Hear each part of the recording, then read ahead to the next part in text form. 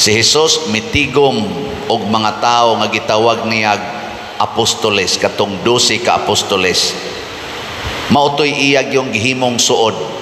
Unsa may unang gibuhat sa 12 ka mga apostoles, mibiya sa ilang mga pamilya, sa ilang trabaho, og ang ilang kaugalingon, ilang gihiusa ni Kristo. Bisan asa si Kristo muadto, gasigi na lang gid sila kuyog, ilang gibiyaan ang tanan.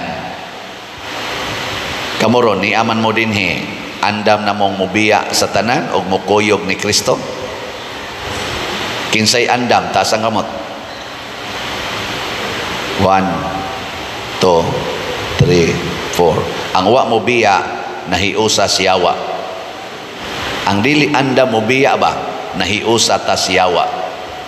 Sige, tagaan ta mog second chance kay basi gatuo mo nga tiaw-tiaw ra ni.